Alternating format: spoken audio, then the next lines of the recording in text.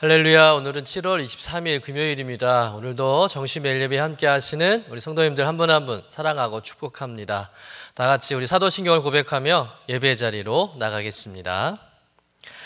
전능하사 천지를 만드신 하나님 아버지를 내가 믿사오며 그 외아들 우리 주 예수 그리스도를 믿사오니 이는 성령으로 잉태하사 동정녀 마리아에게 나시고 본디오 빌라도에게 고난을 받으사 십자가에 못 박혀 죽으시고 장사한 지 사흘 만에 죽은 자 가운데서 다시 살아나시며 하늘에 오르사 전능하신 하나님 우편에 앉아 계시다가 저리로서 산 자와 죽은 자를 심판하러 오시리라.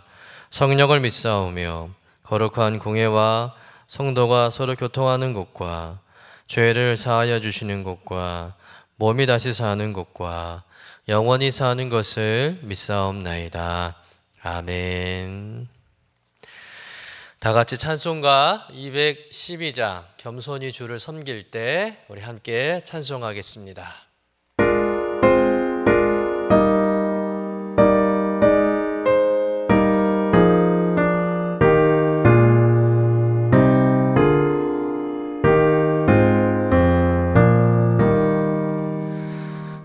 겸손히 주를 섬길 때 괴로운 일이 많으나 구주여 내게 힘 주사 잘 감당하게 하소서. 인자한 말을 가지고 사람을 감화시키며 갈 길을 잃은 무리를 잘 인도하게 하소서. 구주의 귀한 인내를 깨달아 알게 하시고 굳건한 믿음 주셔서 늘 승리하게 하소서. 장래의 영광 비추사 소망이 되게 하시며 구주와 함께 살면서 참 평강 얻게 하소서.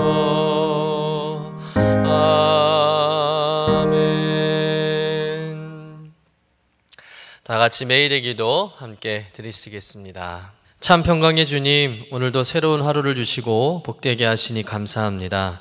하늘에 속한 자 하나님의 자녀로서의 삶을 권세로 살게 하시며 오직 하나님의 말씀을 즐거워하며 따라 살게 하심을 감사드립니다. 다윗처럼 오직 우리 주님만을 내 앞에 모시고 오직 주님만이 우리의 전부이심을 고백하는 삶이 되게 하시고 그러므로 인해 주님께서 늘 우리의 전부가 되어주심을 경험하고 누리는 삶이 되게 하옵소서. 우리의 가정과 교회를 위해 기도합니다. 일터를 위해 간구합니다. 나라와 민족들을 위해 주님의 은혜를 구합니다. 구원과 치료와 회복의 은혜를 내려주셔서 어그러진 모든 것들이 바로 세워지게 하시고 평화를 이루게 하옵소서. 이제 일상이 된 경건의 일과를 통해서 성령의 충만, 성도의 영화를 이루게 하옵소서. 주님 사랑합니다. 언제나 자기 눈동자와 같이 우리들을 사랑하시는 주 예수 그리스도의 이름으로 기도드립니다. 아멘. 오늘 우리에게 주시는 하나님의 말씀은 시편 15편 1절에서 5절까지의 말씀입니다. 함께 받들어 읽겠습니다. 여호와여, 주의 장막에 머무를 자 누구오며 주의 성산에 사는 자 누구오니이까? 정직하게 행하며 공의를 실천하며 그의 마음의 진실을 말하며 그의 혀로 남을 허물하지 아니하고 그의 이웃에게 악을 행하지 아니하며 그의 이웃을 비방하지 아니하며 그의 눈은 망령된 죄를 멸시하며 여호와를 두려워하는 자들을 존대하며 그의 마음에 서원한 것은 해로울지라도 변하지 아니하며 이자를 받으려고 돈을 꾸어주지 아니하며 뇌물을 받고 무죄한 자를 해하지 아니하는 자이니 이런 일을 행하는 자는 영원히 흔들리지 아니하리이다. 이는 하나님의 말씀입니다. 아멘. 오늘 시편은 다윗의 시편입니다. 다윗은 평생에 하나님을 지극히 사랑하고 믿은 사람이죠. 무엇보다 하나님을 예배하는 데 있어서는 타의 추종을 부러울 만큼 정말 하나님 앞에 최고의 예배자라는 것을 우리가 알 수 있습니다. 다윗만큼 열정적으로 또 전심으로 온 마음을 다해서 하나님을 예배한 사람은 아마 구약에서 아니 신약을 통해서도 찾아보기 어려울 것입니다. 그런 다윗이 자신의 경험을 토대로 정말 하나님이 원하시는 예배자, 하나님이 기뻐하시는 최고의 예배자는 어떤 모습인가라는 것을 오늘 본문의 말씀을 통해서 우리에게 제시하고 있는 것이죠. 우리 본문 1절의 말씀을 다시 한번 읽어보도록 하겠습니다. 여호와여, 주의 장막에 머무를 자 누구오며 주의 성산에 사는 자 누구오니이까? 여기서 주의 장막은 곧 성막을 뜻하는 것입니다. 성막은 어떤 곳입니까? 하나님이 계신 곳, 즉 하나님과 인간이 만나는 곳이죠. 여러분, 그곳에서 우리 인간이 무엇을 합니까? 하나님께 제사드립니다. 예배드리는 곳이죠. 또 주의 성산은 무엇을 가리키는 것일까요? 하나님의 거룩한 산. 당시 예루살렘을 둘러싸고 있는 산이 이제 시온산이었는데, 이 시온산은 예루살렘이 이 시온산으로 인해서 보호를 받고 지킴을 받는다라고 이렇게 믿고 있었습니다. 그처럼 하나님께서 이스라엘을 둘러 보호하시고 지켜주는 의미에서 이 시온산을 거룩한 산이다, 즉 하나님이 임재하는 산이다라고 이렇게 많은 이스라엘 백성들이 그렇게 믿었던 것이죠. 산을 숭배하는 것은 아니지만 예루살렘 성을 보호하고 있는 그 시온산에 하나님이 임재하고 있다라고 믿었던 것입니다. 그런데 오늘 다윗은 이렇게 질문하고 있는 거예요. 다윗은 누가 주의 장막에 머물고 주의 성산에 거할 수 있는가라는 질문입니다. 다시 말해서 어떤 사람이 하나님이 함께하는 사람인가? 하나님이 기뻐하시는 예배자인가? 또 하나님과 깊은 교제를 누리고 또 하나님과의 관계에 있어서 막힘이 없고 영적으로 형통한 최고의 예배자가 누구인가? 라고 이렇게 질문하고 있는 것이죠. 다윗은 그 자격과 조건을 이제 2절부터 11가지로 대답을 하고 있습니다. 우리 본문 2절에서 5절까지 말씀을 우리 한번 같이 읽어보도록 하겠습니다. 정직하게 행하며 공의를 실천하며 그의 마음에 진실을 말하며 그의 혀로 남을 허물하지 아니하고 그의 이웃에게 악을 행하지 아니하며 그의 이웃을 비방하지 아니하며 그의 눈은 망령된 자를 멸시하며 여호와를 두려워하는 자들을 존대하며 그의 마음에 서원한 것은 해로울지라도 변하지 아니하며 이자를 받으려고 돈을 꾸어주지 아니하며 뇌물을 받고 무죄한 자를 해하지 아니하는 자이니 이런 일을 행하는 자는 영원히 흔들리지 아니하리로다. 하나님께서 원하시는 최고의 예배자가 되려면 적어도 최소한 이 말씀에 기록되고 있는 11가지의 조건과 자격을 갖추고 있어야 한다는 거예요. 그럼 당연한 말씀입니다. 정직하게 행하고 또 공의를 실천하고 그의 마음의 진실을 말하고 뭐 그의 혀로 남을 허물하지 아니하고 이웃에게 악을 행하지 아니하고 등등등 이 여러 가지 조건들. 그런데 여러분, 이런 여러 가지 조건들을 완벽하게 갖추고 있는 사람이 얼마나 될까요? 아마 거의 없을 겁니다. 그야말로 완전한 의인이 아니면 다 갖출 수 없는 자격들이죠. 다시 말해서 인간은 누구도 완벽할 수 없고, 그렇다면 인간의 힘으로는 누구도 하나님의 성막에 또 성산에 거할 수 없다는 겁니다. 그러면 무엇을 이야기하는 것일까요? 오늘 다윗이 하나님과 함께하는 예배자, 하나님이 기뻐하시는 최고의 예배자가 되기 위해서 이런 조건과 자격을 완벽하게 갖추라는 것이 핵심 메시지가 아니라, 인간은 누구도 이런 완벽한 조건을 갖출 수 없는 존재라는 사실을 늘 먼저 인지하라는 것이 오늘 말씀의 핵심 메시지라는 것이죠. 다시 말해서 늘 스스로 본인이 죄인임을 고백하고, 그래서 늘 하나님 앞에 낮아지는 겸손한 예배자의 모습으로 나아가라는 것입니다. 그래야 하나님께 나아갈 수 있고 하나님의 장막에, 성산에 머물고 거기에 살 수 있다는 것입니다. 여러분, 성도는 언제나 주님 앞에 설 때마다 주님, 저는 죄인입니다. 전 허물이 너무나 많습니다. 저는 감히 주님 앞에 나올 수 없는 자격 없는 사람입니다. 그러나 나의 죄를 대신해 죽으신 예수 그리스도의 십자가의 보혈을 의지하여 주님 앞에 나아갑니다. 주님, 저를 긍휼히 여겨주시고 저를 받아주시옵소서. 이런 마음으로 우리가 주님께 나아가야 한다는 것이죠. 여러분, 구약시대에서는 율법을 완전하게 지키는 사람만이, 흠이 없는 사람만이 주님의 보좌 앞에, 그 성소 앞에 나갈 수 있었던 것입니다. 그러나 우리가 잘 아는 것처럼 여러분, 인간은 누구도 완전히 그 율법을 지켜낼 수 없었습니다. 그래서 하나님께서 예수 그리스도를 보내주셔서 우리의 죄를 위한 화목제물이 되어주신 것이죠. 그분의 죽으심과 그분의 희생을 통해서 우리는 담대하게 예수 그리스도를 의지함으로 하나님의 그 보좌 앞에, 그 지성소 앞에 나아갈 수 있는 길이 열려진 것입니다. 그래서 하나님께 예배할 수 있는 것이죠. 사랑하는 성도 여러분, 여러분 어떤 마음으로 하나님께 나아가 예배하고 있습니까? 하나님께 당연히 할 만큼 했고, 또 내 삶에 아무런 흠도 없고 또 부족한 것이 없기 때문에 떳떳하게 당당하게 하나님께 나아가 예배한다고 생각하십니까? 아니면 온전히 살지 못하는 죄인을 부르시고 사랑하시는 그 주님의 음성을 듣고 주님의 그 십자가의 보혈을 의지하여 나아가는 겸손한 예배자이십니까? 오늘 하나님은 어떤 예배자를 만나주시고 또 찾으실까요? 여러분, 하나님은 죄인의 심정으로 오직 예수 그리스도를 의지하며 겸손히 나아가는 자를 만나 주시는 줄로 믿습니다.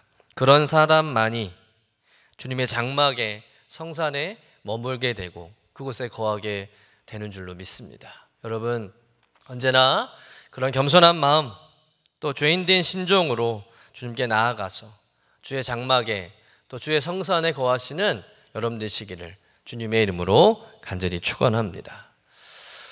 두 번째, 오늘 말씀을 통해서 깨닫는 것은 예배자의 삶이라는 것이죠. 주의 장막에 머물고 또 성산에 거한다는 것은 하나님께 예배드린다는 것을 의미한다고 말씀을 드렸죠.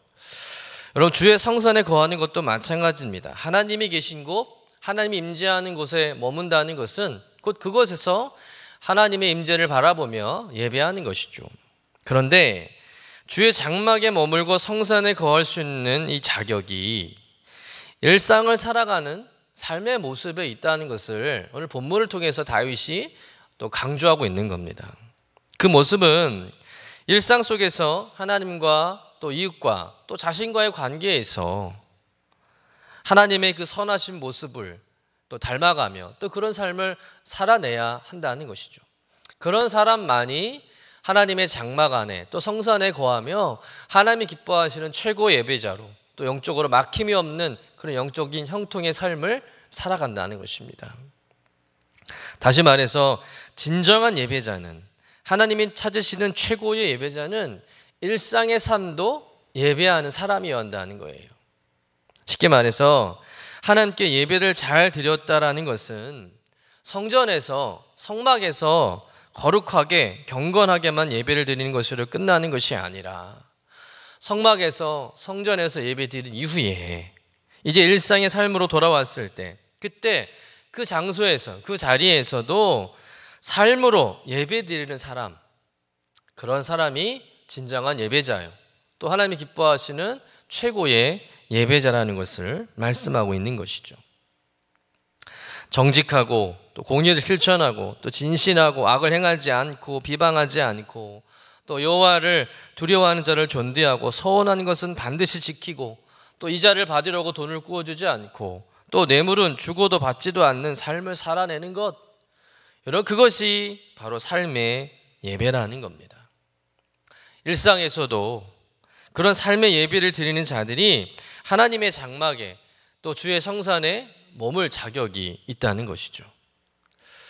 여러분 이 메시지는 우리에게 많은 도전을 줍니다. 여러분 주일에 교회에서 성전에서 거룩하게 예배 드린 것으로 내가 예배를 다 드렸다라고 착각해서는 안 된다는 것이죠. 여러분 우리의 진정한 예배 시작은 언제일까요? 묵도로 조용한 기도를 시작하는 것이 예배 시작이 아닙니다. 말씀을 듣고 찬송하고 기도하고 담임 목사님의 축도를 받고 이제 교회 성전 문을 열고 세상을 향해 나가는 그 첫 발걸음을 내는 그 순간부터, 그때부터 진정한 예배가 시작된다는 것이죠. 삶의 예배가 시작되는 것입니다. 하나님의 말씀을 귀담아 잘 듣는 것도 중요하지만 더 중요한 것은 그 들은 말씀을 우리가 살아가는 일상과 세상 속에서 얼마나 실천하고 또 적용하고 그 말씀대로 살아내느냐가 더 중요한 것이죠. 그래서 여러분 진정한 성도는, 승리의 성도는 성전에서의 예배도 승리하지만 우리가 살아가는 일상 속에서도, 가정에서도, 직장에서도, 학교에서도, 모든 삶의 자리에서도 하나님 말씀대로, 하나님의 뜻대로 살아가는 성도, 그래서 승리하는 성도가 진정한 성도인 줄로 믿습니다. 여러분 예수님께서 그렇게 말씀하지 않으셨습니까? 마태복음 7장 21절의 말씀 우리 한번 같이 읽어보도록 하겠습니다. 나더러 주여 주여 하는 자마다 다 천국에 들어갈 것이 아니요 다만 하늘에 계신 네 아버지의 뜻대로 행하는 자라야 들어가리라. 그저 입으로 주여 주여 할렐루야 아멘 그렇게 말하는 성도가 하나님의 나라에 들어갈 자격이 있는 것이 아니라 하나님의 뜻대로 삶 속에서 실제로 그 뜻대로 행하는 자들이 하나님 나라에 들어갈 자격이 된다는 겁니다. 사도 바울이 로마서 12장 1절에 이런 말씀을 하셨죠. 너희 몸을 하나님이 기뻐하시는 거룩한 산 제물로 드리라. 이는 너희가 드릴 영적 내면이라. 이 말씀과 일맥상통하는 말씀입니다. 여러분 예배의 행위와 의식에 참여하는 것도 중요하지만 예배 이후의 삶도 중요한 거예요. 예배 이후의 삶은 어떤 것입니까? 하나님께 드려지는 산 제물, 그것이 영적 예배라는 것이죠. 삶의 예배를 드려야 하나님이 진정 기뻐하시는 예배제가 되는 것입니다. 그런데 여러분 그런 삶의 예배를 드리는 것은 당연하지만 또 그렇게 드리고 싶지만 그게 말처럼 쉽지가 않죠. 여러분 다들 공감하실 겁니다. 우리의 힘으로는 늘 부족하죠. 그러니 우리는 매 순간 성령의 도우심을 받아야 할 줄로 믿습니다. 우리를 감화시키고 우리를 다스리시고 우리를 이끌어가시는 그 성령 하나님의 도우심을 날마다 구하고 기도하며 그 힘으로 우리가 살아내야 할 줄로 믿습니다. 사랑하는 성도 여러분, 여러분 모두가 언제나 주의 장막에 머물고 주의 성전에 거하는 주님이 기뻐하시고 찾으시는 최고의 예배자가 되시기를 주님의 이름으로 간절히 축원합니다. 그러기 위해서 여러분 참된 삶의 예배자가 되시기를 간절히 축원합니다. 일상의 삶도 거룩하게, 의롭게, 정직하게 살아가도록 또 도우시는 그 성령 하나님의 이끄심을 우리가 날마다 간구하면서 오늘 하루도 하나님이 기뻐하시는 삶의 예배자로 승리하시는 저와 여러분 되시기를 주님의 이름으로 간절히 축원합니다. 기도하겠습니다. 주님, 언제나 우리들을 주의 장막에 머물게 하시고 또 주의 성산에 거하게 하시는 은총을 주시니 감사합니다. 그러나 오늘 말씀을 또 듣고 묵상하면서 과연 우리가 주님의 그 장막과 성산에 거할 만한 자격이 있는 성도인지를 다시 생각해 보았습니다. 주님, 무엇보다 우리가 죄인임을 인정하는 믿음을 주시옵소서. 늘 부족하고 또 연약한 존재임을 깨닫고 오직 예수님을 의지하고 예수 그리스도의 보혈만 붙잡고 살아가는 겸손한 예배자, 겸손한 성도 되게 하여 주옵소서. 또한 간절히 구하는 것은 우리의 삶이 주님이 기뻐하시는 거룩한 산제사, 거룩한 삶의 예배가 되기를 원합니다. 성전에서만 승리하는 것이 아니라 일상에서도 승리하게 하여 주옵소서. 말로만 입으로만 주여 주여 하지 않게 하시고 삶 속에서 하나님의 뜻대로 살아가는 성도가 되도록 성령님 친히 나의 삶을 붙잡아 주시고 인도하시고 지도해 주옵소서. 오늘 하루도 나의 인도자 되신 성령 하나님께서 나의 삶을 다스리실 때 주님이 기뻐하시는 삶의 예배자로 승리할 수 있도록 인도하여 주옵소서. 감사드리며 거룩하신 예수님의 이름으로 기도드립니다. 아멘. 이제는 우리의 구세주가 되시며 대속자가 되시는 예수 그리스도의 구속의 은혜와 아버지 하나님의 사랑과 성령님의 교통하시는 은총이 오늘도 정시 매일 예배를 통해서 경건 일과를 세우고 성령 충만하며 성도의 영화 가운데 살기를 소망하며 나아가는 죄의 모든 권속들 위에 영원토록 함께 하시기를 간절히 축원하옵나이다. 아멘.